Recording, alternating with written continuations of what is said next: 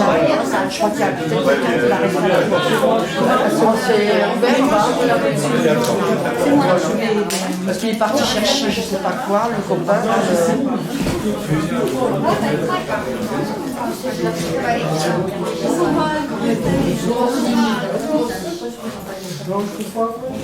Ça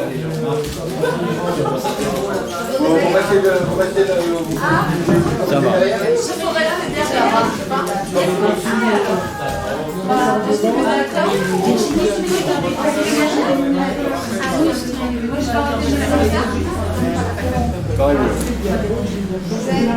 Ou alors on regarde raconter. Allez, les trois là, parce que je vais faire la présentation. Non, je regarde bien.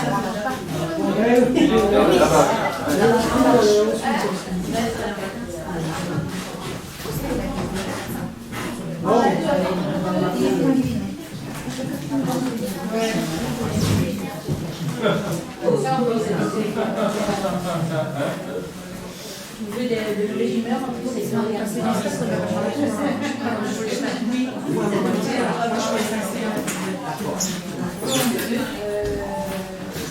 On va laisser s'installer les gens.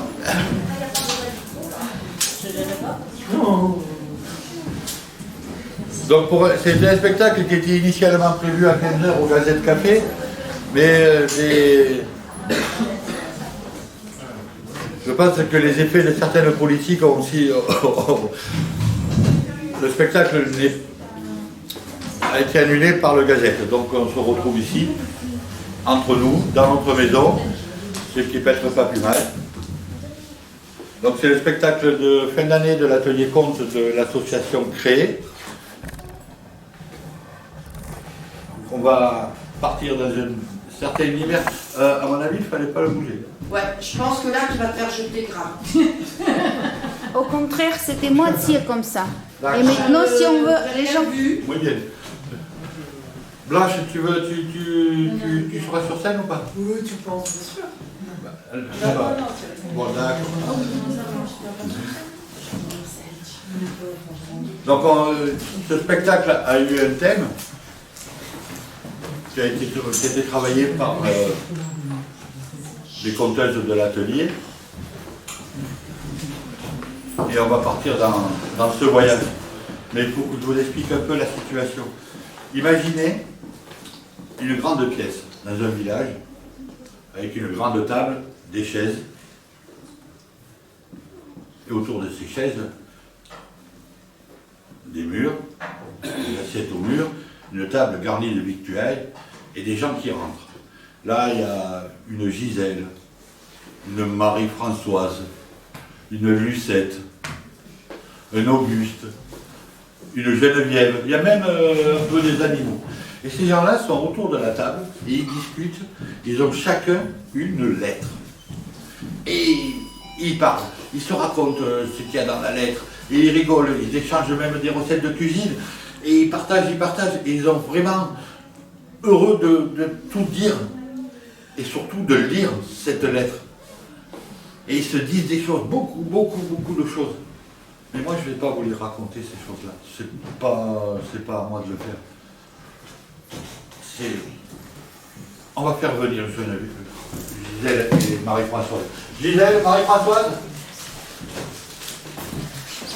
Bonjour tout le monde.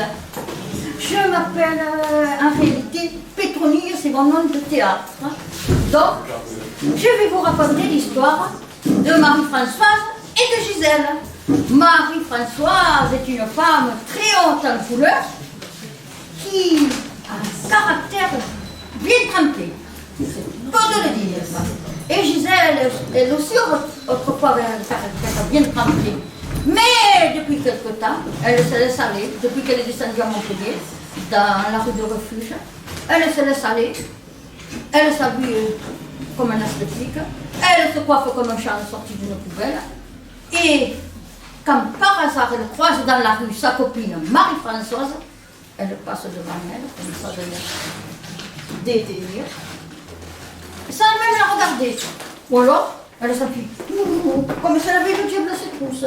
Ou alors, carrément, elle regarde de l'autre côté, fait semblant de l'ignorer. Alors Marie-Françoise, chaque fois, elle dit, oh, mais tu ne me reconnais pas? J'étais ton amie autrefois quand j'habitais dans le petit village, tu sais, dans la montagne là-haut. Tu sais, le petit village de Bédarieux. On était amis autrefois, on ne se quittait jamais. On allait même promener ensemble, marcher, faire de la randonnée. Tu venais faire le ménage chez moi, enfin, je te dis, on passait nous ensemble, enfin, pour te dire, on était amis inséparables. Maintenant, depuis que Dieu s'est venu à Montpellier, il ne me dit rien. C'est ce qu'il a dit. Dans la rue, quand elle est passée, mais l'autre, elle est passée avec son air dédaigneux. Gisèle, elle lui a dit, mais madame, je ne vous connais pas. Mais pour ceux que tu me connais, on était amis. Alors Marie-Françoise était très offusquée, très triste de cette situation que Gisèle la boude. Alors elle a dit, tu vas voir, je vais t'envoyer une lettre qui ne sera pas piquée des vers. Alors elle dit, je vais la lui envoyer. Enfin, elle-même, elle a dit, je vais lui envoyer une lettre, que ce ne sera pas vraiment piqué des vers. Alors, la petite Gisèle descend, lourdement comme ça, les escaliers en se traînant comme une vieille de 90 ans, et elle va dans sa boîte à lettres, elle ouvre la boîte à lettres, et au milieu des factures, de tous ces trucs qu'on aime bien recevoir, la lettre des impôts, la lettre de son percepteur, les factures d'électricité, qu'on sorte de joie quand on les reçoit. Elle voit une petite enveloppe verte. Tiens, c'est bizarre une enveloppe verte. Moi qui reçois que des factures. Curieuse quand même, elle monte de son parcours chez elle. Oh, ces escaliers, ça me fatigue. Ce 4e étage quand même. Puis elle arrive chez elle, et là, elle regarde la lettre. Qui c'est qui voudrait bien m'écrire? Je n'ai plus d'amis, je n'ai pas d'amant.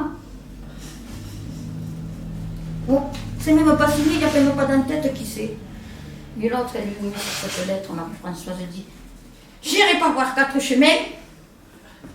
Tu te souviens qu'autrefois on était amis? Amis, tu sais ce que ça veut dire?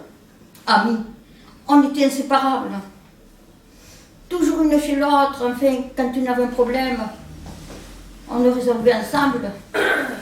Maintenant, quand tu me vois, moi qui habite dans la rue du Berger et toi dans la rue du Refuge, tu passes devant moi, le nez en l'air, tu tournes la tête et tu fais semblant de ne pas me voir.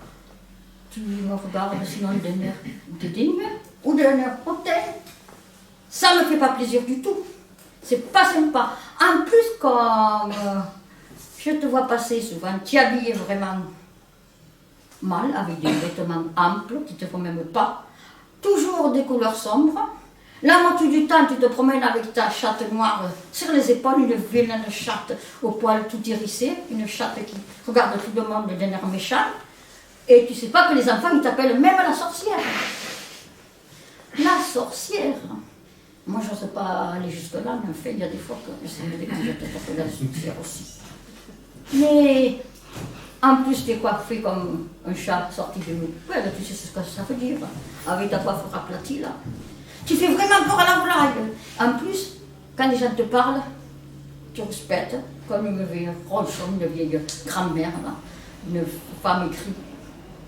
Et même quand tu vois des animaux, à part ta chatte noire, tu vilaine comme la gale, un chien que tu vois, allez, une personne qui t'embête, et vous ne pouvez pas vous tirer de là, non, je passe moi. Hein.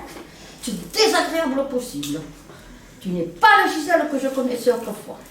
Et ça me désordre. Non content d'être pas belle, que tu es devenue laide comme un pou, tu es méchante comme la gamme. Et ça, à croire qu'il y a une autre personne, une âme qui s'est glissée en toi.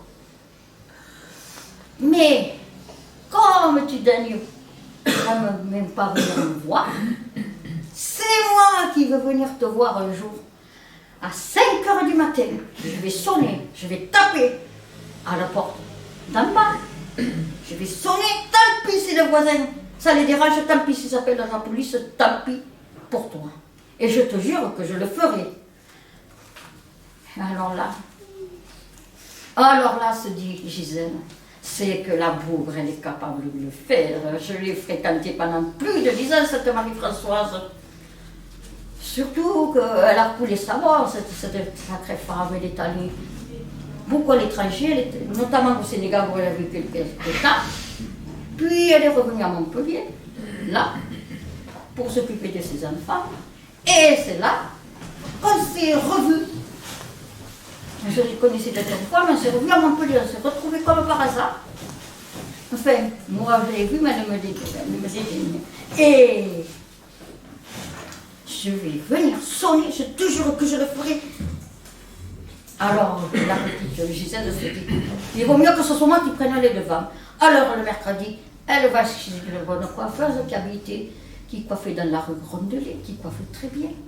Elle va là-bas, la coiffeuse lui dit, tu peux faire ça, et une petite coiffure qui te met en valeur, pas un chat qui sortit d'une poubelle, ça va pas, ça aplatit comme une figue. Après, elle va chez l'esthéticienne essayez de vous arranger, hein, parce qu'avec votre figure là, je n'ose pas vous le dire, mais je vous le dis quand même, vous semblez une face de fille. Et après, elle va acheter des petites robes. Il y a un monsieur très gentil qui dit, arrêtez de vous habiller avec des trucs informes ou noirs comme ça, et de traîner votre chat noir, vous laissez le chez vous, ce chat galeux et belliqueux. Le Tom mettait une jolie petite robe rouge. Elle suit les conseils de tout ce monde, et le samedi matin, pas trop tôt non plus, vers 10h par là, elle se présente chez la fameuse Marie-Françoise, elle sonne à Zing. Marie-Françoise se dit, mais qui c'est qui peut sonner à cette heure-ci? Qui c'est qui peut sonner à cette heure-ci? Elle se penche à la fenêtre et elle voit Gisèle. Elle dit, mais pas possible, j'hallucine, j'ai le berlu, ou hier j'ai trop fumé de cannabis, ou alors j'ai trop bu. C'est pas Gisèle, c'est pas possible. Il y a quelque temps, je l'ai croisée, elle était habillée comme un as de pique et coiffée à la diable. Oh, si, c'est bien elle. Mon Dieu, quel miracle. C'est la Gisèle d'autrefois. Alors elle lui dit, Gisèle, dépêche-toi de monter. Dépêche-toi. On va causer. Depuis que le temps que je languissais de te voir. Alors Gisèle le monte. Cette fois-ci, légère comme elle était tellement contente. Elle arrive sur le palier, elles n'ont même pas le temps de rentrer. Dans la pièce, se font des embrassades toutes les deux. Et que ça pleure de joie, et que ça pleure de joie, et des embrassades, ça ne finit pas. Et après, Gisèle va s'asseoir chez Marie-Françoise, bien confortable sur le canapé, elles échangent plein de choses. Qu'est-ce que tu as fait? Qu'est-ce que tu es devenu? Enfin, pas t'en coupé, c'est que s'échangent chez les amis. Puis, elle prend un bon petit goûter. Mais Marie-Françoise, elle lui dit, puisque tu seras à bonne voie, on ne va pas rester là. Maintenant, tous les jours, vu que moi je suis en congé pour 3 semaines, et toi, tu as maladie, au moins pour un bon mois, on va aller promener à la plage. Et je te jure que si tu ne viens pas à 8h du matin, je viendrai sonner de nouveau, tu me connais. Et alors elle, bien sûr, Gisèle dit, mais moi, finalement, j'aimerais venir à la plage, parce que quand j'étais à la campagne, je n'allais jamais. Finalement, elle va à la plage avec Marie-Françoise. Mais Marie-Françoise, il dit, mais maintenant, on ne va pas rester là.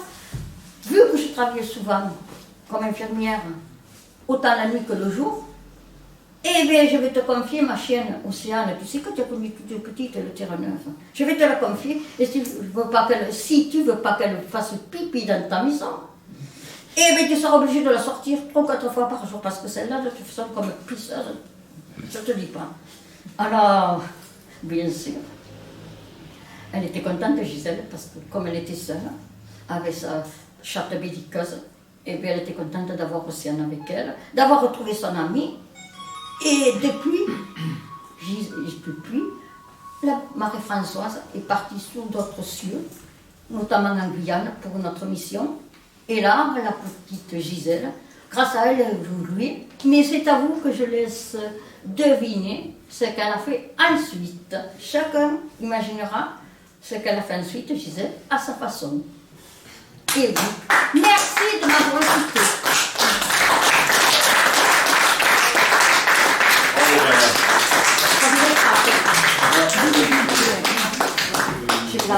Non, tu peux rester dans le public. Comme vous avez vu, le fait de recevoir des lettres, ça peut amener à voyager et à se poser des questions. Là maintenant, on va partir peut-être dans un autre pays. un autre endroit, nous accueillons Marie-Laure, qui va nous parler d'une autre personne.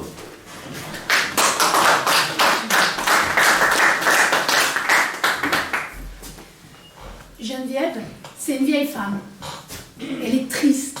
Dans son cœur, il y a comme une grosse pierre. Il y a 1 an, son mari est mort. Et il y a 6 mois, son chat est mort. Et depuis, les jours se ressemblent. C'est toujours la même routine. Le matin, elle va au boulanger chercher son pain d'un pas nonchalant. Elle revient, elle ouvre sa boîte aux lettres. Et il n'y a jamais de courrier pour elle, seulement des factures, des publicités, mais pas de lettres. Et puis, après, elle prend son petit déjeuner, son café, sa tartine beurrée, et elle s'assoit devant sa fenêtre et elle regarde les arbres de son jardin. Et ce matin, comme les autres matins, elle va chercher son pain, elle revient, elle ouvre sa boîte aux lettres, et qu'est-ce qu'elle trouve dedans? Une lettre. C'est une enveloppe vieux rose. Elle se dit, mais qui peut bien m'écrire? Plus personne ne m'écrit. Alors elle rentre dans sa cuisine, elle pose la lettre, elle prend son café, sa tartine beurrée, et puis après, avec son coupe-papier en argent vieilli, elle sort une carte vieux rose elle aussi. Et sur cette carte, une seule phrase est écrite. Tu as encore beaucoup d'amour à donner, Geneviève. Tu as encore beaucoup d'amour à donner, Geneviève. Elle se dit, mais qui peut bien m'écrire? Il y a quelqu'un qui observe ma vie, et je ne sais pas qui. Alors là, des pensées se mettent à traverser son esprit. Elle se sent angoissée. Elle se demande qui peut bien l'observer. Et toute la journée, elle est hantée par cette personne qui lui a envoyé cette lettre. Et puis, la nuit aussi, des rêves peuplent, beaucoup de rêves peuplent son monde intérieur.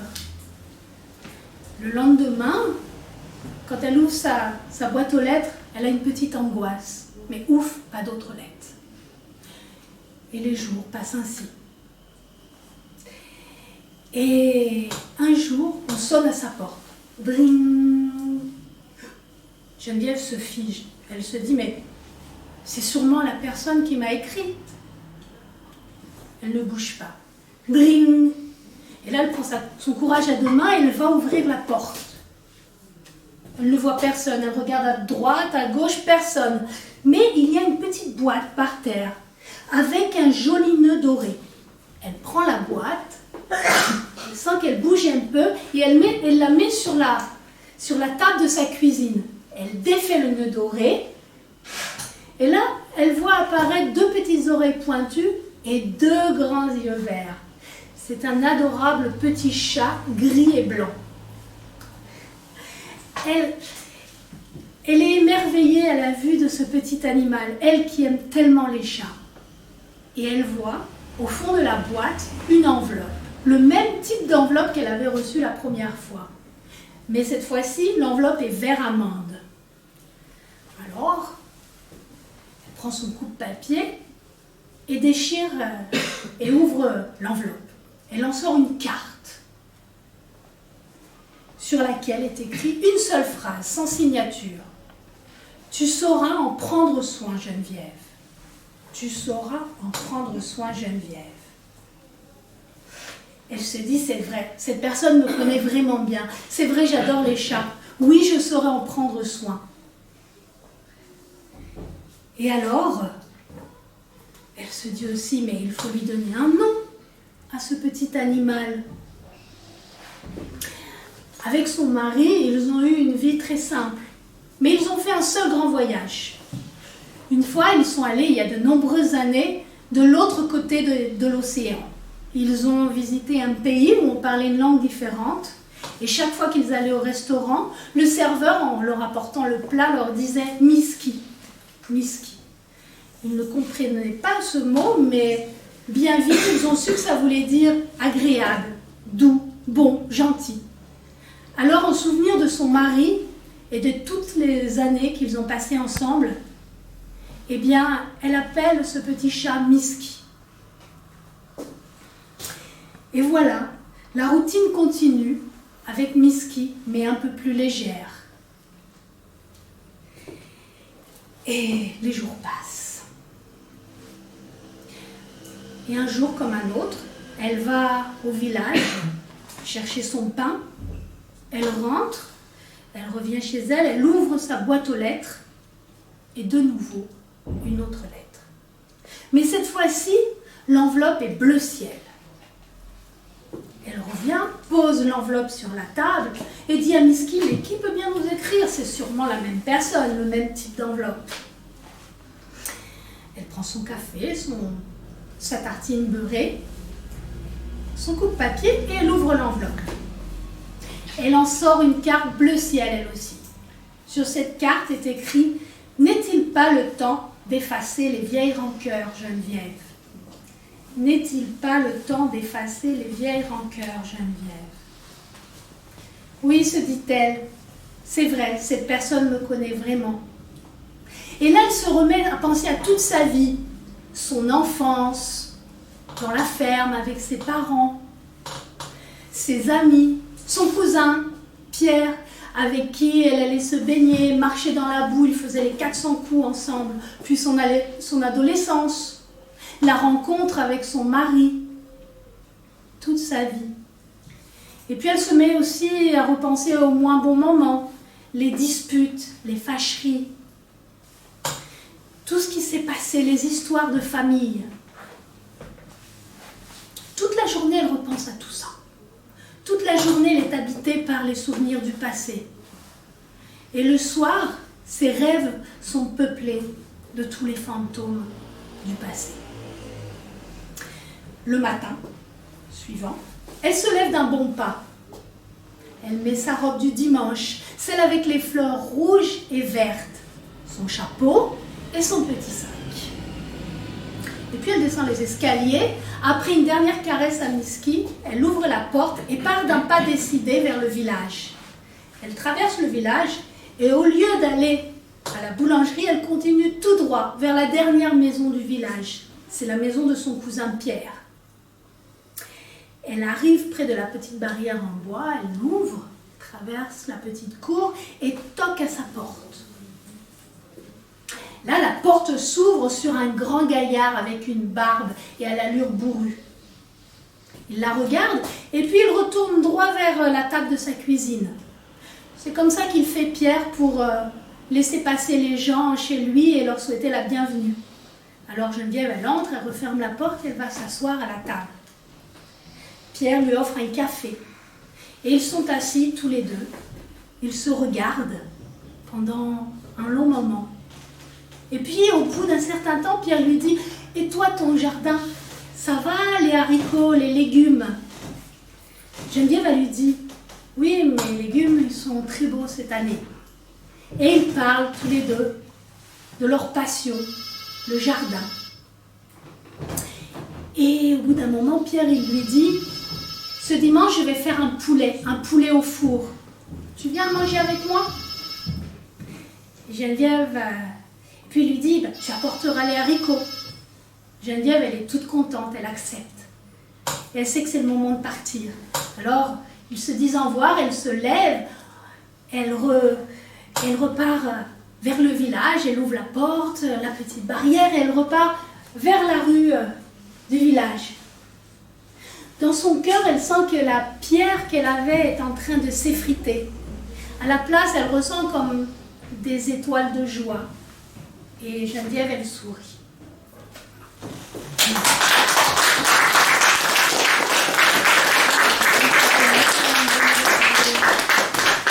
Parfois, entre le mail et la lettre, c'est vrai qu'on peut aller très très très loin. On peut voyager très loin. Et dans cette grande salle, il y a encore une autre personne qui a des lettres et qui va nous raconter ce qui peut se passer quand on en reçoit une. Donc, je vous demande d'accueillir Véronique. et Lucette.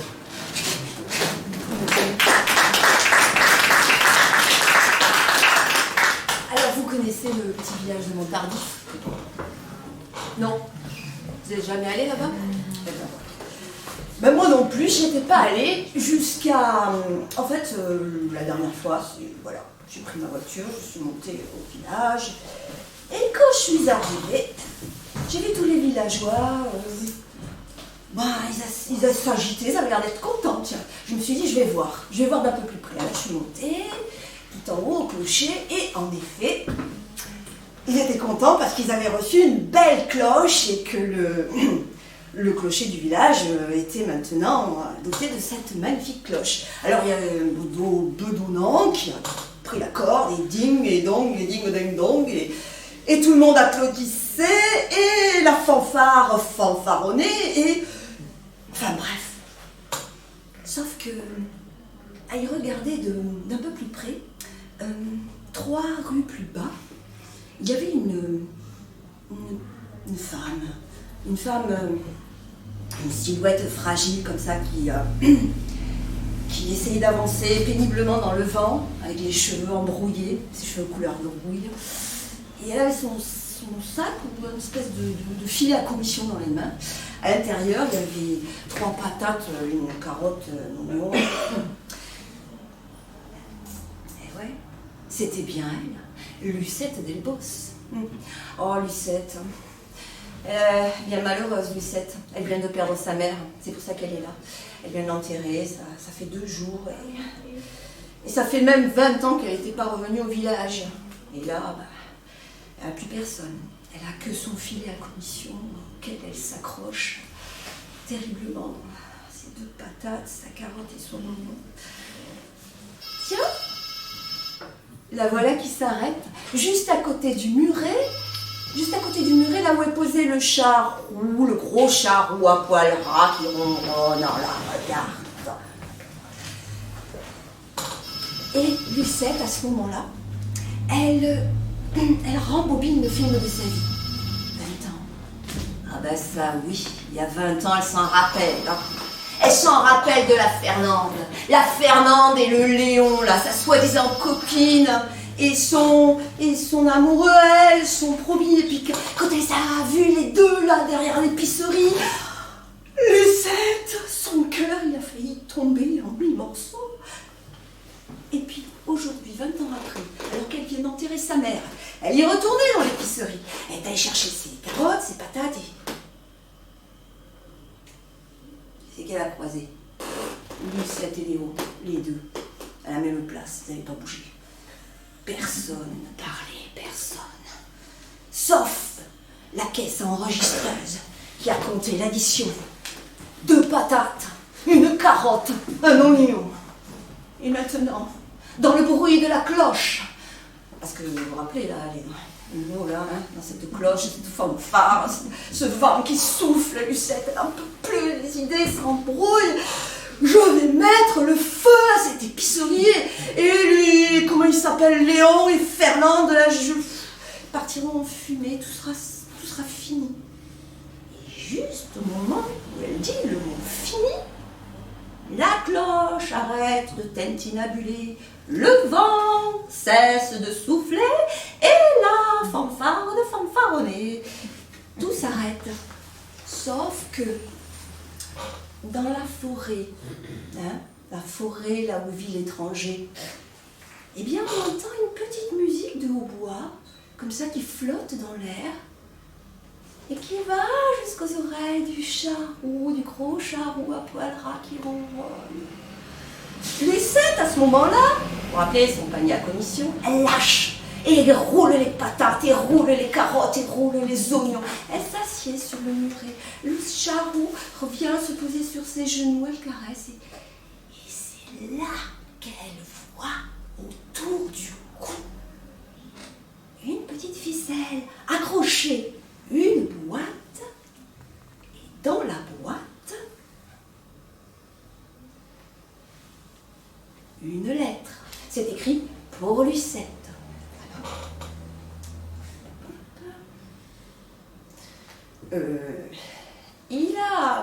Il a sorti un bouquet d'étoiles de sous sa cape noire. Tu n'en as pas voulu. Lui s'en est voulu. Et maintenant, si tu veux savoir la suite, tu n'as qu'à... Excusez-moi, je vous regarde, mais... Tu n'as qu'à suivre le charroux. Lui te montrera le chemin jusqu'à moi, signé l'étranger de la forêt. Quand elle a vu ça, la Lucette, ses yeux se sont ouverts grands, son cœur s'est mis à battre follement, et voilà, à nouveau la voilà repartie en arrière, 20 ans, il y a 20 ans. Elle faisait sa valise au plus vite, elle quittait le village de Monttardif, prenait le premier train, le premier bus, le premier train pour la grande ville. Bon, dans sa valise, elle n'avait pas mis grand-chose. Elle avait mis juste son petit nez frondeur, ses belles taches de rousseur et ses grands yeux pleins de larmes et ses jolies rondeurs. Elle n'a pas eu de mal à trouver du boulot, hein, à la ville.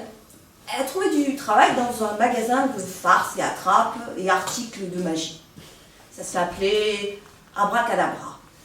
Ouais, c'est pas très original, mais c'était comme ça. Ça s'appelait Abracadabra. Et à force, le temps passant, 1 mois, 2 mois, 3 mois, elle a oublié que son chagrin était là.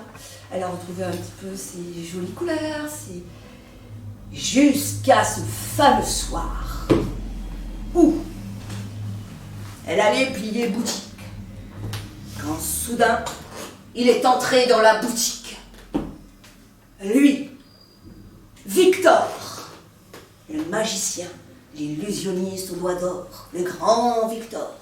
Personne n'ignorait Victor, tout le monde connaissait sa réputation, ce personnage, ses belles boucles brunes, sous son grand chapeau noir, et ses yeux bleus d'acier, et son sourire mystérieux, et ses fameux doigts d'or. Quand Lucette a vu Victor dans sa boutique, alors là, il faut vous dire qu'elle avait un petit problème, Lucette, c'était un personnage très émotif. Et comme elle était très rousse, quand elle avait de l'émotion, et cette fois-ci c'était très étrange, ses cheveux se sont dressés sur sa tête, sont devenus rouges écarlates comme une grosse boule. Alors évidemment Victor, qui allait s'excuser parce qu'il était un peu en retard, il avait quelques affaires, enfin une petite chose à faire, elle a acheté là dans la boutique, soulevé son chapeau de forme, duquel s'est échappé un oiseau, une colombe évidemment, qui est parti dans le ciel, il a du chapeau, la cape noire et tout. Et quand il a vu cette espèce de grosse boule de lumière, oh là là, c'est incroyable, hein, pour un magicien. Mademoiselle, je suis désolée, mais je suis un peu en retard, j'ai besoin d'un jeu de cartes, je ne sais pas pourquoi, toutes les dames de mon jeu sont parties, sont enfuies, garées, perdues, je sais pas. Alors du coup, enfin du coup non, ça c'est pas très élégant. Alors elle est vite allée chercher le jeu de cartes. Là, vous savez, elle a tendu le jeu de cartes, toujours une boule sur la tête rouge flamboyante. Il a pris les cartes, et c'est la raison pour laquelle il est revenu le jour suivant, parce qu'il était très intrigué par ce personnage. C'était plus que dans ses tours de magie. Hein. Alors, tellement il était intrigué, il est revenu le jour suivant, le jour d'après, et comme ça ils ont fait connaissance petit à petit, ses cheveux s'aplatissaient, ses émotions, et une espèce de sentiment comme ça s'est lié entre deux. Et vous savez ce que c'est, hein? Ben non, vous ne savez pas ce que c'est. Alors vous allez le savoir. Parce que à nouveau, au moment où tout allait très bien, qu'est-ce qu'il a fait, Victor? Un soir, il est arrivé comme ça, il a franchi la porte. Comme par enchantement, toutes les lumières se sont éteintes dans le magasin. Il a mis sa main sous sa cape noire et il a sorti un bouquet d'étoiles. Et des toutes petites étoiles fluorescentes qu'il a ajoutées devant les yeux de Lucette en lui disant « Lucette, Lucette, ma petite Luciole, si tu veux, à nous deux, nous les éblouirions. » Mais Lucette, non, il n'était pas question qu'elle aille mettre son cœur sous le projecteur. Alors là, vite, elle a couru dans l'arrière-boutique, elle a éclairé et rallumé les lumières, Elle est revenue pour s'expliquer avec Victor. C'est pas possible. Ben, il est où Victor? Il a disparu. Et voilà. Voilà comment 20 ans ont passé. Et puis qu'elle est revenue au village, qu'elle a enterré sa mère, et que... Enfin bref, la vie a continué. Jusqu'à cette lettre. Cette lettre incroyable. Mais le destin se joue de nous parfois. C'est incroyable, hein? Tu trouves pas? Alors, si tu veux savoir la suite, suis le charreau, lui, il te montrera le chemin. Elle a mis un baiser, oui, parce qu'il faut toujours mettre des baisers, sinon ça ne marche pas. Et puis elle a laissé la lettre s'envoler, qui est partie avec le petit vent de hautbois jusqu'à la forêt, là où habite l'étranger. Et puis elle s'est levée. Le chat entre les jambes, qui se faufilait. Tous les deux ont descendu la rue, sont passés devant l'épicerie, comme si de rien n'était, s'en foutaient. Ils sont rentrés dans la combe, et 2 petits points sont rentrés dans la forêt, et ont disparu. On ne sait où. Une histoire éternelle. Bravo.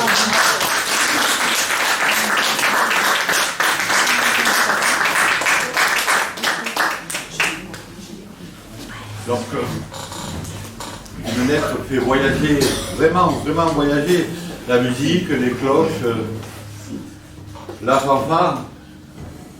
Nous allons trouver un autre royaume, certainement. Donc, nous allons accueillir Anne-Marie.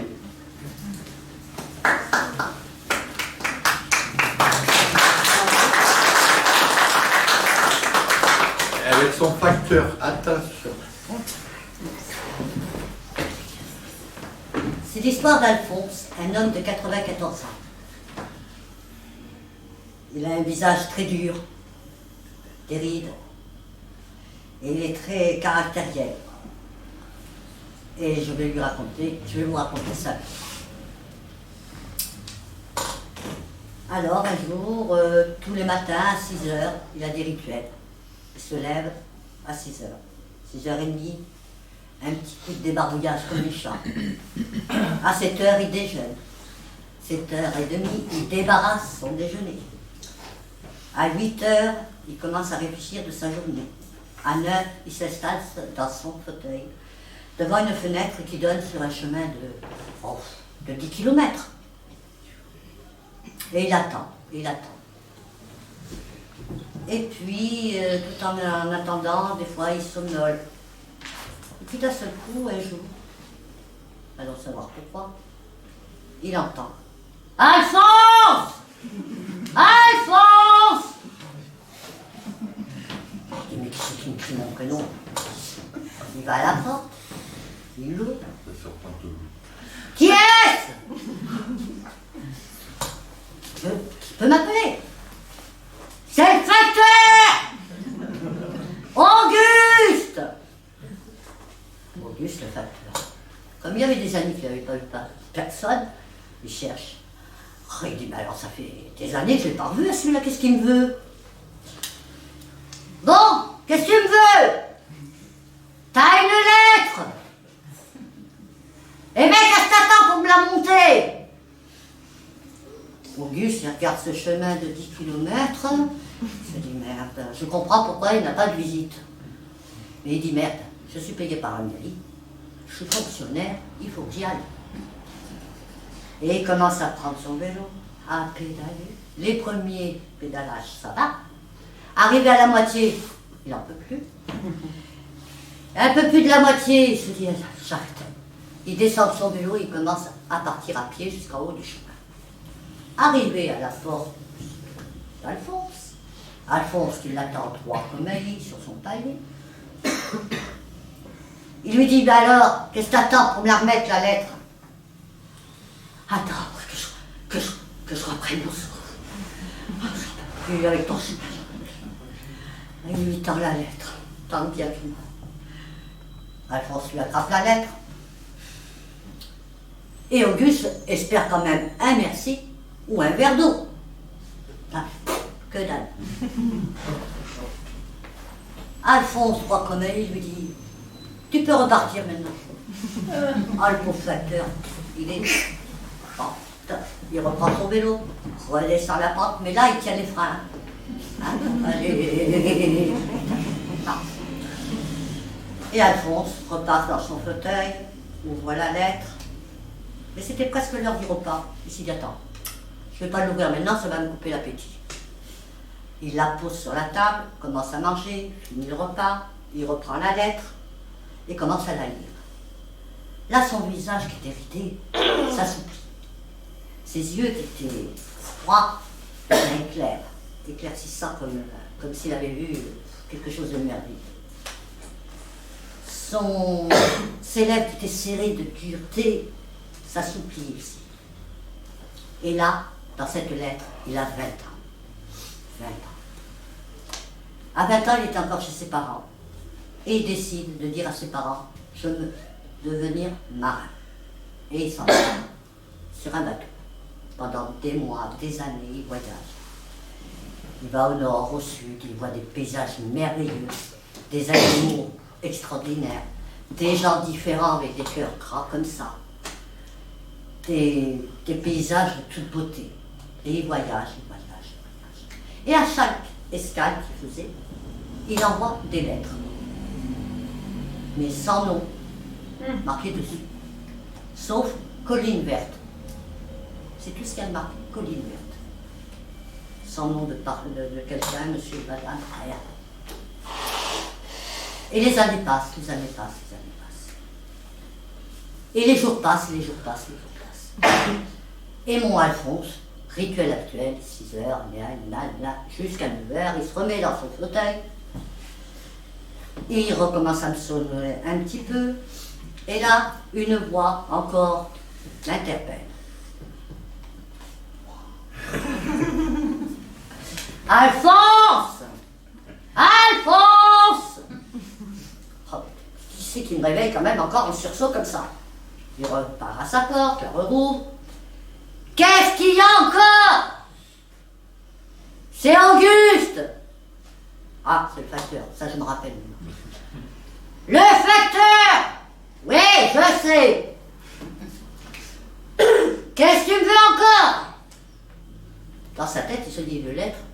C'est rare, 2 lettres.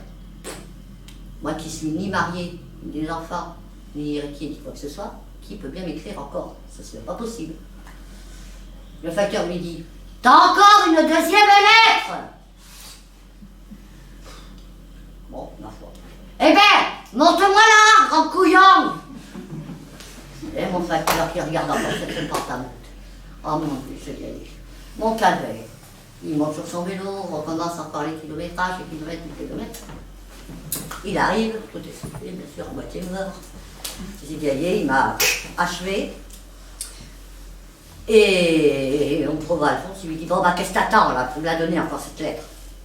Attends, je reprenne, s'il te plaît, attends. Donne-moi au moins un verre d'eau, que dalle, donne-moi la lettre. Ah là, le facteur, il vous a là. C'est son devoir. Il lui tend la lettre. Maintenant, tu peux redescendre, qu'il dit. Il redescend, colère. Bon, il est payé par la mairie, donc il est obligé de descendre. Et là, mon Alphonse prend la lettre, il se remet dans son fauteuil et commence à la lire. Et là, il a 50 ans. Qu'est-ce qui s'est passé à 50 ans? Eh bien, il a posé ses bagages. Il a fait escale dans un endroit, un petit village. Il l'a traversé sans dire bonjour à personne. Froid. Et il s'est dirigé tout droit vers la mairie. Il a attrapé le maire, il a discuté avec le maire. Le maire lui a dit, ben, tu vas là-bas, tu vas voir, tu tournes, tu verras. Il est allé, et là, il a monté ce grand chemin de 10 km. Et au bout de ce chemin, qui donnait sur une colline, il y avait une petite maison, toute simple. Cuisine, chambre, très très simple. Et comme il avait fait des économies de toutes ces années de voyage, il l'a acheté. Il redescend à la mairie, fait affaire avec le maire, et il repart en escale, jusqu'à ses 60 ans de retraite. À l'époque, c'était 60 ans. Commencez par un. Ne commencez pas. Bah, ça n'a rien à voir avec moi, Alphonse. Lui, c'est une autre époque. Oui. Alors, jusqu'à ses 60 ans. Et il avait acheté cette maison en haut de cette colline.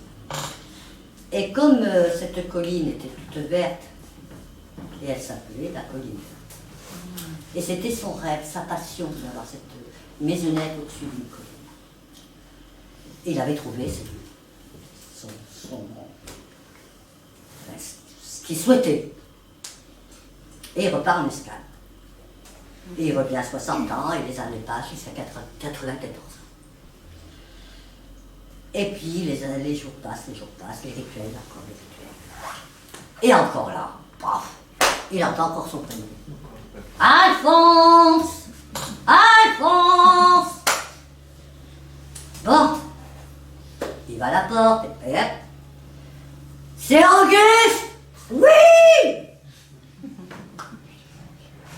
T'as pas de lettre. Et pourquoi? T'as pas de boîte aux lettres, t'es le seul du village de ne pas en avoir. Et tant que t'as pas de boîte aux lettres, moi je ne remonte pas à ta pente. Alphonse se dit merde, une boîte aux lettres, qu'est-ce que je vais faire? Alors, paf, il a une idée. Il prend une boîte à chaussures, la scotche, il fait une porte, fait un trou, prend une corde de marin, attache la boîte. Il lui dit attends, je te l'envoie ma boîte aux lettres. Il donne un grand coup de pied dedans, il tire la ficelle en même temps, et la boîte qui est là tout le long du chemin, jusqu'au pied du facteur. On la prend. Il dit elle n'est pas conforme, mais bon, il y a une fente. On peut considérer ça comme une boîte aux lettres. Et là, le facteur s'est dit attends, il veut m'avoir, ben c'est lui qui l'a fait. Il détache la boîte aux lettres et attache un mot à la corde et lui crie Alphonse, tu peux remonter ta boîte aux lettres. Alphonse remonte la boîte aux lettres. Il dit mais merde, lui qui est marin, il a l'habitude quand il y a du poids au bout. Merde, il était quand même un peu plus. Ça fait un peu souple. Arrivé en bout, un petit mot. Qu'est-ce que c'est que ça? Il l'attrape, il le lit. Viens dimanche au village pour l'apéro. Merde, ça fait des années que j'ai vu personne. Et là, dimanche, ils veulent me voir pour l'apéro. Qu'est-ce qu'ils me veulent? Et là, c'était le 3e jour. Il fallait qu'il en attende 4. Alors, je ne vous dis pas qu'Alphonse, à 92 ans, à 94 ans, pardon, il commençait à bouillonner. Le dimanche arrive. Rituel, 6 heures, levé. Il ne veut même pas déjeuner. Il dit, mais merde. Parce que tous les jours, vu que personne ne venait pas le voir, il était tout en pyjama. C'est ma vie. Alors il attrape son costume qui datait de Méthusalem. Il commence à enfiler le pantalon par-dessus la culotte de pyjama. Il prend un Marcel qui était jaune, au lieu d'être blanc, ces années. Prend une chemise que la cravate était encore nouée, il n'avait même pas défaite.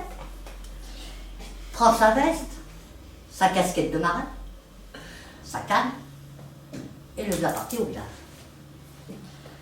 Arrivé au village, il descend la pente, doucement, parce qu'il a 14 ans, hein.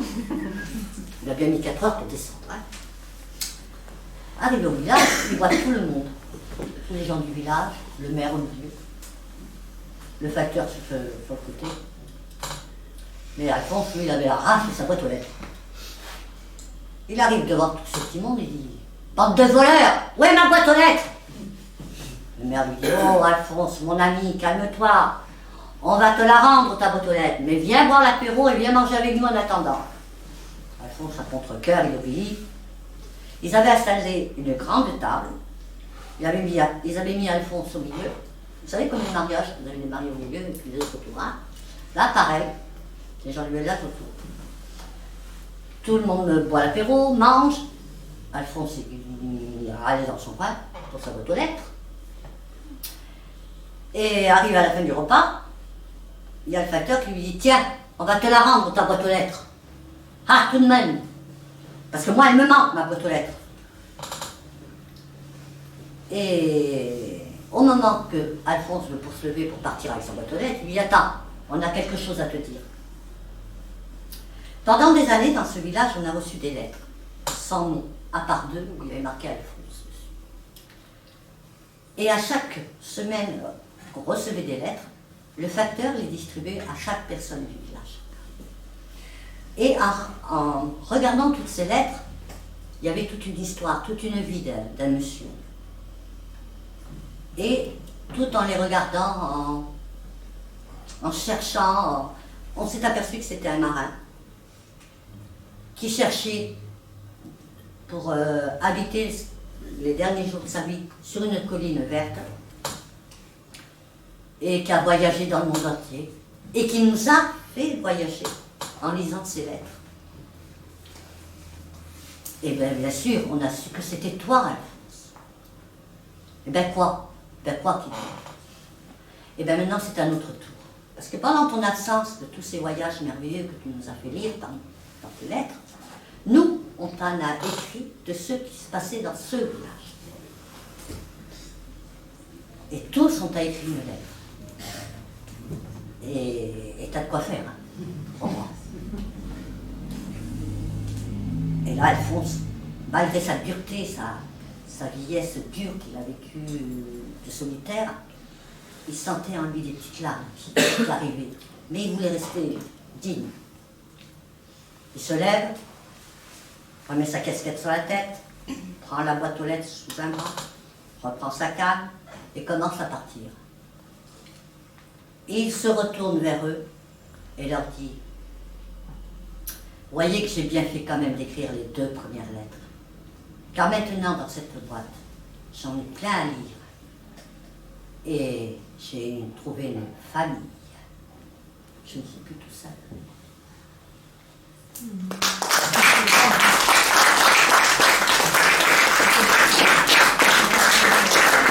Bravo Anna-Marie. Marie-Laure. Véronique.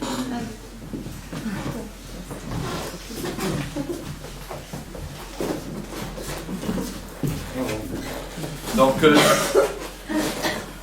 il y avait bien aussi bien. Isolde, bien. Voilà, c'est l'atelier compte de l'association créée. C'est leurs propres œuvres, c'est des créations. Ça vient d'eux. Il y a un thème qui est donné au départ par l'animateur, c'était l'homme qui écrivait des lettres.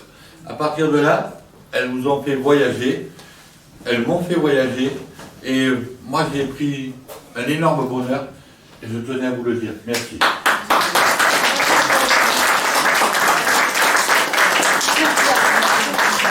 Je vous laisse les applaudir. Non, je vous laisse les applaudir.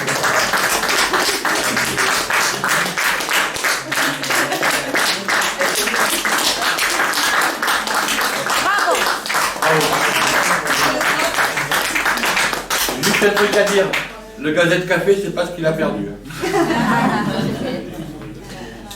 Mais non, oui, c'est notre maison, c'est notre maison secondaire. Donc cet atelier a lieu tous les mercredis à partir de 14h30. Ouais. Et il reprendra, aujourd'hui c'était le dernier cours, le dernier atelier. Il reprendra le premier mercredi de janvier, le 7 janvier. Voilà. Si vous êtes intéressé, c'est gratuit, vous pouvez venir. Attention à la caméra. C'est amusant. Je veux faire merci de nous avoir écoutés. Merci de nous avoir écoutés. Félicitations. Sors de là, toi, tu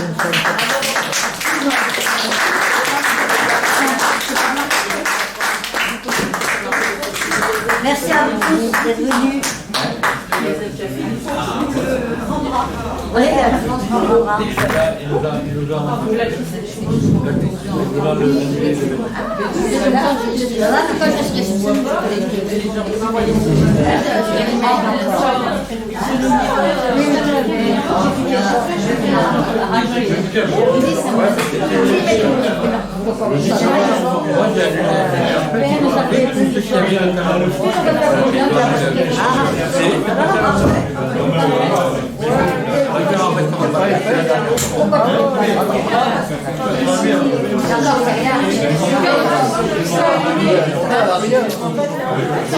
On pourrait passer une radio sans appareil.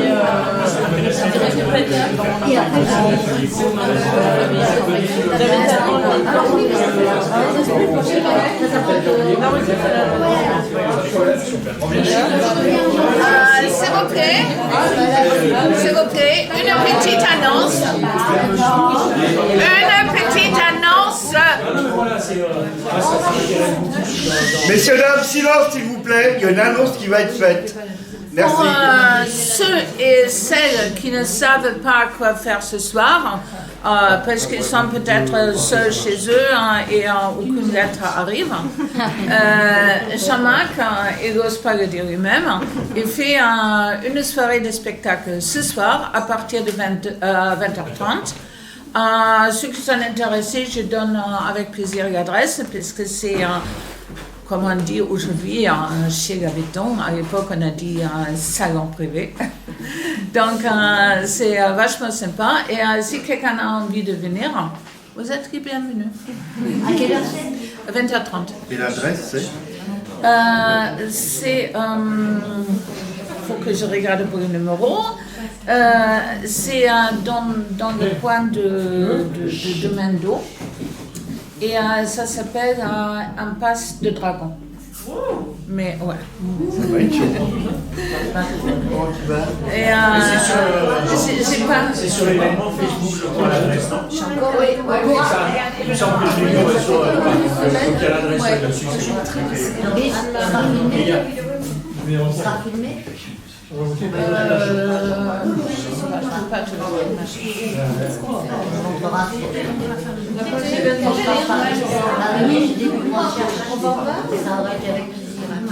plus, c'est annoncé un peu tard, je connais Jean-Marc, il a certainement Doris, Doris, à la page de Facebook, quel événement, c'est quoi exactement? Qu'on puisse retrouver. c'est sur la page Quand on a la Corse. C'est un événement qui est annoncé un jour quand on a la Corse. Oui, Ah, bien.